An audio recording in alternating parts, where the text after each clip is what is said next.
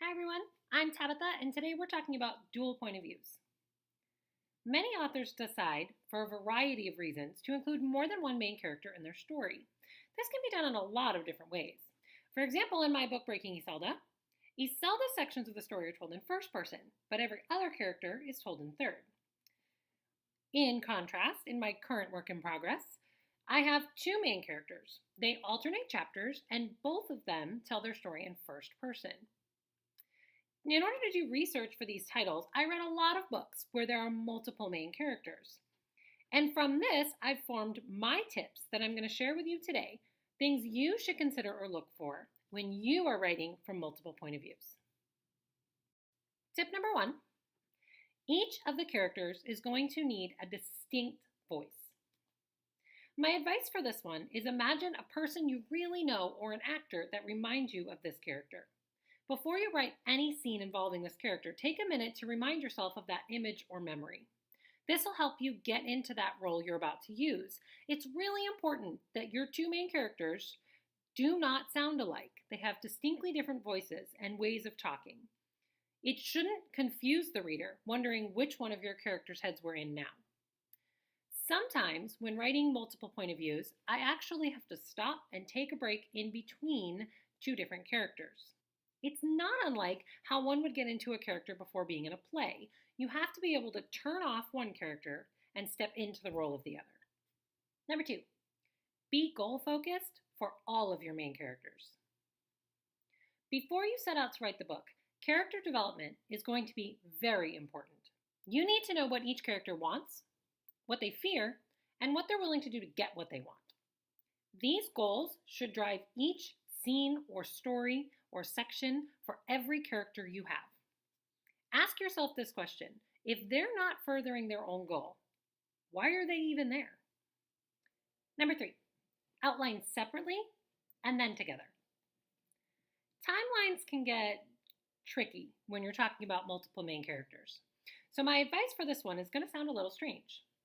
I outline each character's events separately. Then I go back and put all of those separate ones together. That helps me be able to make sure I'm not putting in any giant plot holes, like a character knowing something before they were really supposed to know it, or an event that needs to trigger something not happening in the right order. My separate plot lines are going to come together and help me decide how often I'm switching point of views. So in my current work in progress, it's every chapter. But in other stories, it's not every chapter. Iselda drives this story more, which is why she's in first person, because she was controlling more of the major events in the story. Outlining each character's story separately is also going to help you when you're trying to keep the voice and the story consistent. Number 4, be willing to cut someone if it's not adding to the story. This is always hard. We've put all this thought into who this character is going to be and into outlining their backstory, so it's really hard when we have to face the fact that they're not adding anything as a main character. Sometimes they'd be better suited as a side character. Or maybe you know there's going to be a sequel and that person's story takes over there, like my friend Jordan. Be willing to admit if the story gains nothing from that character being a main character. And if that's true, maybe they need a change. Number 5, how do they read separately? This is always a strange question because when you sit down to read the book, you're going to read it cover to cover, right? Sure, but there's no way for you to check that voice from tip number 1 if you only ever read it cover to cover.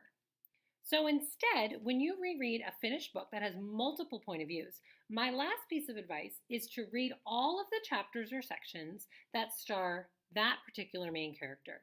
You're looking for consistency here. Does your main character always sound like themselves? Do they ever suddenly sound like a lot like their friend, the other main character? Those are spots that'll have to be fixed and worked out.